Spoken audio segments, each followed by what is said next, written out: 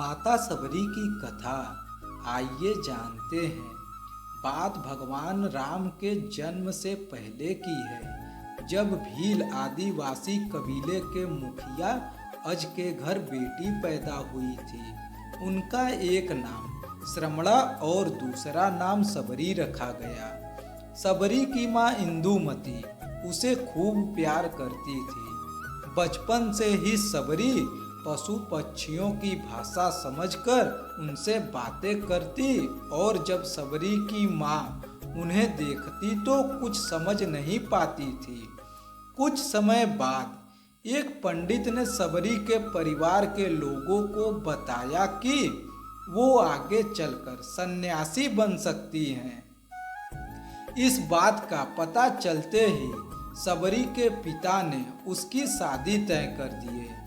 जैसे ही शादी का दिन नजदीक आया, सबरी के घर वालों ने खूब सारी बकरियां और कई जानवरों को घर के पास लाकर बांध दिए। एक दिन सबरी की माँ जब सबरी के बाल बना रही थी तो सबरी ने माँ से पूछा, इतने सारे जानवर हमारे घर क्यों लाए गए हैं?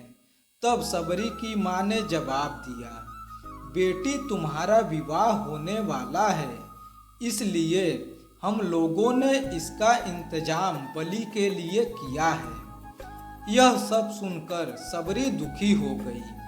काफी देर तक सबरी ने उन जानवरों को आजाद कराने के बारे में सोचा। सोचते सोचते सबरी के मन में आया कि अगर ये जानवर यहाँ नहीं रहेंगे तो इनकी बलि रुक सकती है। अगर ऐसा नहीं हुआ तो मेरे घर से कहीं चले जाने पर ही यह बलि रुकेगी। जब मैं ही नहीं रहूंगी तब ना विवाह होगा और ना ही बलि की प्रथा। इससे मासूम जानवर बच जाएंगे। यही सोच के साथ जानवरों को रखी गई जगह पर सबरी पहुंची।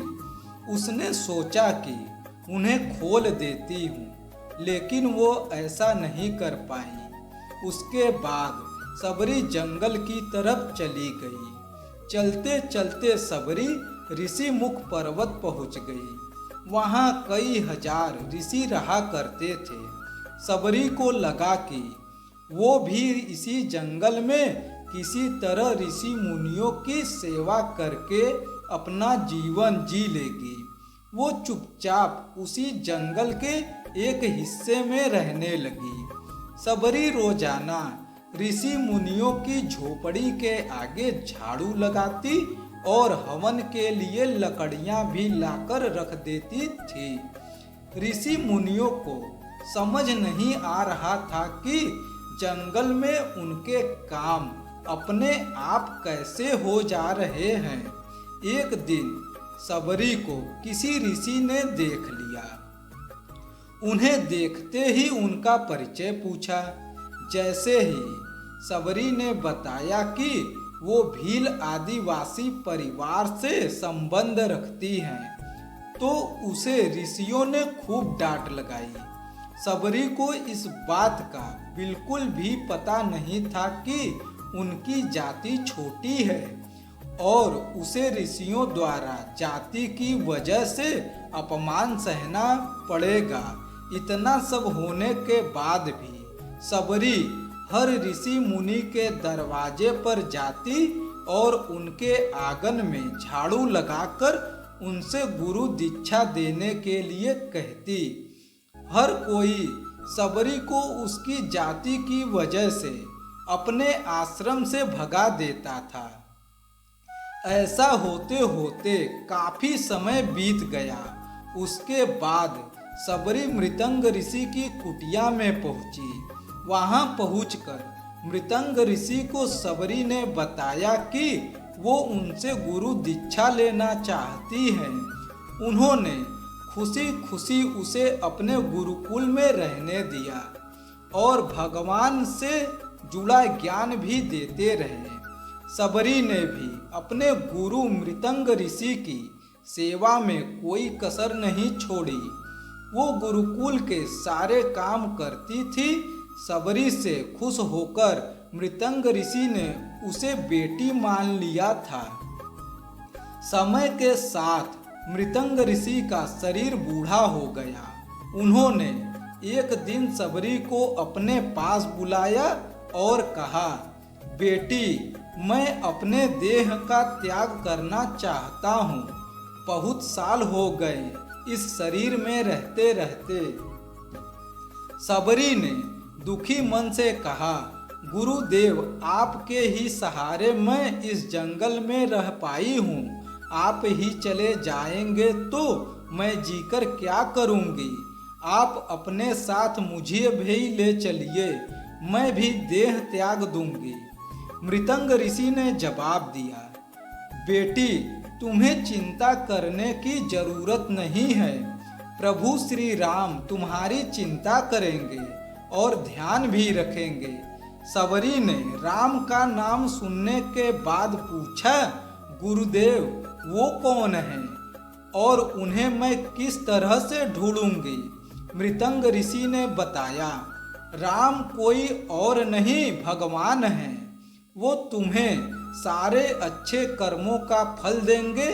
तुम्हें उन्हें ढूंढने की कोई आवश्यकता नहीं है। वो एक दिन खुद तुम्हें खोजते हुए इस कुटिया में आएंगे और तुम्हें उनके हाथों से ही मोक्ष मिलेगी। तब तक तुम इसी आश्रम में रहो। इतना कहते ही मृतंग ऋषि ने अपना शरीर त्याग दिया।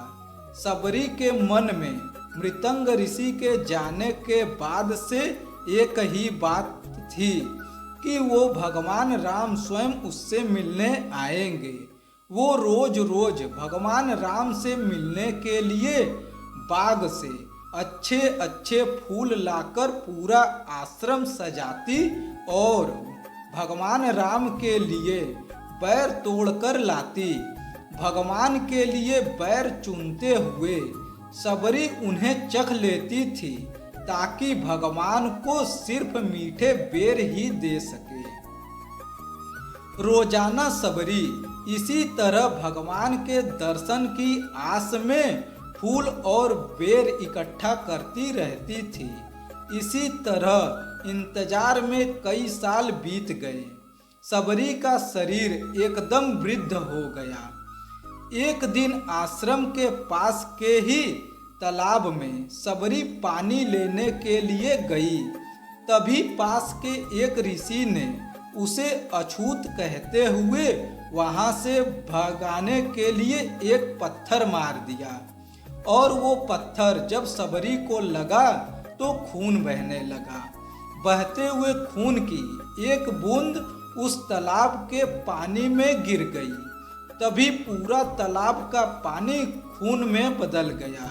ये सब होता देखकर ऋषि ने सबरी को डांटा और कहा कि पापनी, तुम्हारी वजह से पूरा पानी खराब हो गया। ऋषि उस पानी को साफ करने के लिए अपनी कई तरह की विद्याओं का प्रयोग किया। कई सारे प्रयत्न करने के बाद भी कुछ नहीं हुआ। फिर उन्होंने गंगा जैसी कई पवित्र नदियों का जल भी उस तालाब में लाकर डाला, फिर भी तालाब का पानी साफ नहीं हुआ।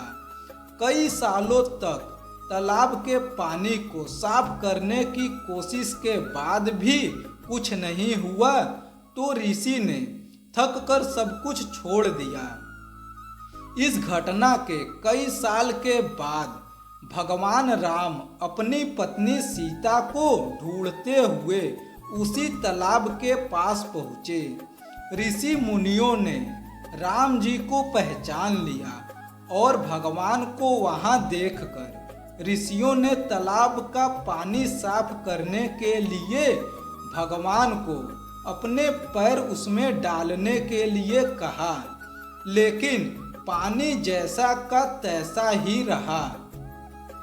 ऋषि मुनियों ने भगवान से भी कई प्रयत्न करवाए, लेकिन पानी जस का तस ही रहा। तब भगवान ने ऋषियों से पानी के रक्त में बदलने की कहानी पूछी। तब ऋषि ने सबरी को पत्थर मारने वाली सारी बात बता दी। उसके बाद ऋषियों ने कहा कि वो महिला ही अपवित्र है, छोटी जात की है, इसलिए ये सब हुआ है। तब भगवान राम ने कहा, ये सब आप लोगों के खराब वचनों और कार्यों की वजह से हुआ है।